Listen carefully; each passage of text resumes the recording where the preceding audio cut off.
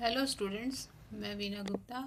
ETP में मैं आज आपको आगे बताना चाहती हूँ कि किसी भी उपक्रम या इंटरप्राइज को इस्टेब्लिश करने के लिए कौन कौन से प्रोजेक्ट तैयार किया जाता है या कैसे उसको बनाया जाता है। जैसा हम पहले देख चुके थे कि एक अस्थायी पंजीकरण हो जाने के बाद यानी रजिस्ट्रेशन हो जाने के बाद एक इंटरप्रेन्योर उपक्रम की स्थापना के लिए जो व्यवहारिक या प्रैक्टिकल जो काम होता है वो शुरू करता है। इसके लिए उसको कुछ कार्य करने पड़ते हैं या इसके लिए उसको कुछ कह सकते हैं वर्क कुछ करना पड़ता है। जैसे सबसे पहला उसमें वर्क है अरेंजिंग द साइट, यानी कि स्थान व्यवस्थित करना।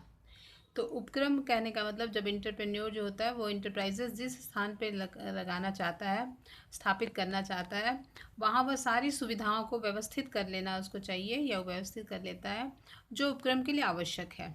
जैसे मान लीजिए इस स्थान पर पहुंचने के लिए आवागमन की व्यवस्था कैसे हो, फिर बिजली की व्यवस्था, पानी की व्यवस्था आदि की व्यवस्था उसे कर लेनी चाहिए। इसलिए कहता है अरेंजिंग द साइट, सबसे पहले वो व्यवस्थित कर लेता है। दूसरा है कंस्ट्रक्शन ऑफ बिल्डिंग, या हम कह सकते हैं भवन का निर्माण। तो फिर वही है, उपक्रम कह सकते हैं इंटरप्राइज के लिए कभी कभी इंडस्ट्रियल एरिया में भी सरकार के द्वारा स्थान या भवन दिया जाता है, जिसके लिए वह किराया लिया जाता है, किराया सरकार उसके लिए लेती है। यदि ऐसा नहीं है तो वो प्राइवेट एजेंसी से भी अपनी आवश्यकता के अनुसार जगह और भाड़ा भवन कह सकते हैं भाड़े पे ले सकता है। यह तभी संभव हो पाता है जबकि ज़मीन वह खरीद कर स्वयं भवन का निर्माण किया जा सकता है। और इसके लिए वो क्या कहता है कि उत्पादन की प्रक्रिया, फिर उसके लिए इक्विपमेंट्स और मशीन की आवश्यकता जो होती है, फिर भवन का जो निर्माण होता है वो किया जाना चाहिए। यानी कि भवन निर्माण के लिए भविष्य का जो विस्तार है उसको वो ध्यान में रखकर क्या हितकर होगा वो देखता है, अरेंज करता है। उसके बाद है next setting the machine and equipments. Setting the machine and equipments, machine तथा संयंत्र की स्थापना करना। जैसा हम जानते हैं नेक्स्ट फिर उसको क्या ज़रूरत होती है, मशीन और टूल्स कह सकते हैं, इक्विपमेंट्स की खरीद करने के लिए वो काफ़ी सावधानी उसको बरतनी चाहिए या सावधानी वो बरतता है। क्योंकि होता है क्योंकि आरंभ में जब इसकी स्थापना कर रहा है तो उसको वेंडर कंपनीज की देख रेख में हो जानी चाहिए, ताकि उपक्रम जो है वो कर्मचारी इसे देख रेख कर सके और इसके संचालन में उन कंपनियों के साथ प्रतिनिधि को रोकने में सहायक हो सके, जिससे वह किसी गड़बड़ी को तुरंत ठीक कर सके। और यदि किसी मशीन की प्रकृति ऐसी हो कि वातानुकूल व्यवस्था चाहिए या अनिवार्य है तो इसके लिए एयर कंडीशन भवन का निर्माण किया जाना चाहिए। यानी वो ये देखिएगा कि मशीन किस तरह का है, उसके अनुसार वो मशीन रूम का इंतज़ाम करेगा। क्योंकि कुछ मशीन एयर कंडीशन में ही चलते हैं तो इसके लिए वो भवन उसके अनुसार मशीन का और वो भवन का कोरिलेट करेगा। नेक्स्ट है जांच उत्पादन या कह सकते हैं ट्रायल प्रोडक्शन। जैसे कह सकते हैं संयंत्र जो स्थापित हो जाने के बाद थोड़े कच्चे माल या रॉ मटेरियल से उत्पादन की प्रक्रिया आरंभ कर दी जाती है या कर देना चाहिए। और देखना चाहिए कि क्या कर्मचारी क्या उसमें कर्मचारी कुछ कम या अधिक है तो इसके बारे में उनको बताते रहते हैं। ऐसा कर लेने से क्या होता है कि तैयार उत्पादन को बाजार में भेजने से पहले उसकी जांच हो जानी चाहिए और यदि सुधारात्मक उपाय की आवश्यकता हो तो वह संभव होना चाहिए। यानी ट्रायल प्रोडक्शन एक छोटा कम क्वांटिटी में प्रोडक्शन कराने के बाद उसे ट्रायल लेकर के देखना चाहिए कि वो सही है या नहीं, उसके बाद उसे तब आगे ध्यान देना चाहिए। नेक्स्ट है पैकिंग एंड डिस्ट्रीब्यूशन अरेंजमेंट, या कह सकते हैं पैकिंग तथा वितरण व्यवस्था। जांच हो जाने के बाद या ट्रायल उत्पादन करने के बाद, जांच उत्पादन के बाद क्या करता है कि इंटरप्रेन्योर देखता है कि सब कुछ ठीक ठाक है, अप टू वर्क है, तो वह विधिवत सामान्य उत्पादन प्रक्रिया चालू कर दी जाती है या स्टार्ट कर देता है। या फिर क्या करता है वह तैयार उत्पादन की पैकिंग व्यवस्था ठीक से करके वितरण की पैकिंग ये कार्यवाही शुरू करता है।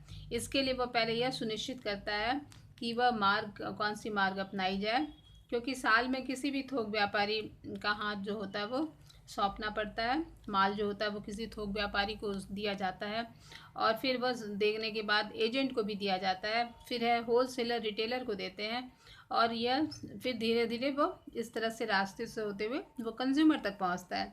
इन सब कार्यों के लिए जो निर्माण किया निर्णय लिया जाता है तो साहसी अपने सुविधानुसार पहले तय कर लेता है कि पैकिंग की व्यवस्था कैसे की जाए, यानी कि पैकिंग को भी वो ध्यान में रखना चाहिए। नेक्स्ट है एंट्री इनटू द मार्केट, या कह सकते हैं बाजार में प्रवेश। तो पैकिंग और वितरण की व्यवस्था जब हो जाती है, दुरुस्त कर ली जाती है या सब कुछ ठीक कर ली जाती है, इसके बाद उद्यमी क्या करता है कि उत्पाद को बाजार में भेजता है, एंट्री करता है, और वहाँ पर वो असली उसकी परीक्षा होती है, क्योंकि बाजार में जाने के बाद ही पता चलता है कि साहसी अपने उत्पाद के प्रति बाजार की प्रतिक्रिया कैसी है, या हमेशा उसके लिए उसको चौकसी बनाए रखनी पड़ती है और तुरंत अपने उत्पादन की प्रक्रिया बाजार से उसके निर्देशानुसार अगर जो होता है, मान लीजिए कुछ लगता है तो उसके अनुसार उसमें परिवर्तन करने की व्यवस्था वो रखता है। इस तरह से वो कह सकते हैं कि एंट्री इनटू द मार्केट। और नेक्स्ट फिर है जो execution of the project establishment कह सकते हैं। नेक्स्ट उसके बाद जब हो जाता है ये सारी व्यवस्था होने के बाद इस्टेब्लिशमेंट ऑफ उपक्रम जो स्थापित कर देता है, और वो नई नई मशीन के द्वारा या फिर अपने जो सारा वो फंक्शन जो है उसके तहत जब हो जाता है तो वो प्रोडक्शन का काम शुरू करता है, क्योंकि मार्केटिंग सर्वे के बाद उसे समझ में आ जाता है कि वो मार्केट में कितना सर्वाइव करेगा, और लोगों की मतलब पसंद नापसंद के अनुसार वो उसमें चेंजेस भी लाने की व्यवस्था करता है। अब यह है कि जब सब कुछ ठीक ठाक हो जाने के बाद एंटरप्रेन्योर कहता है स्थायी पंजीकरण के लिए वह अपने जो डायरेक्ट इंडस्ट्रियल डिपार्टमेंट है उसको आवेदन देता है, और तब उपक्रम जो होता है, साहसी जो होता है, वो उपक्रम को औद्योगिक समाज का एक सम्मानित सदस्य बनकर अस्तित्व में आ जाता है। इस तरह से औद्योगिक जगत में कह सकते हैं, इंडस्ट्रियल एरिया में कहते हैं कि उपक्रम रूपी जो होता है वो बच्चा धीरे धीरे जन्म लेता है और बढ़ता जाता है, या हम कह सकते हैं कि यह उपक्रम इस्टेब्लिशमेंट करने के बाद वो धीरे धीरे प्रोग्रेसिव वे में जाती है और उसकी एक अपनी पहचान विशिष्ट रूप से बनाकर साहसी को एक सम्मान दिलाता है। तो कह सकते हैं कि किसी भी एंटरप्रेन्योर को अपना एक बिजनेस इस्टेब्लिश करते समय बहुत सारी बातों को ध्यान में रखना होता है, जिसमें arranging the site, construction of building, setting the machine and equipment, फिर है ट्रायल प्रोडक्शन करके वो देखना, उसके बाद है पैकिंग एंड डिस्ट्रीब्यूशन सही ढंग से है, और फिर उसके बाद उसको मार्केट में भेजना, और मार्केट में भेजने के बाद सर्वे करना जिससे पता चले कि उसकी कितने लोग पसंद कर रहे हैं, नापसंद कर रहे हैं, उसके अनुसार फिर वो उसका प्रोडक्शन करना। इस तरह से एक कह सकते हैं चैनल के थ्रू ही किसी चीज़ का अगर क्रियान्वयन किया जाए या कह सकते हैं एग्जीक्यूशन किया जाए तो ज़्यादा वो सही होता है। अब हम आज इसमें आपको इतना ही बताएंगे। नेक्स्ट वीडियो में आगे हम लोग दूसरे टॉपिक को लेंगे। फ़िलहाल थैंक यू।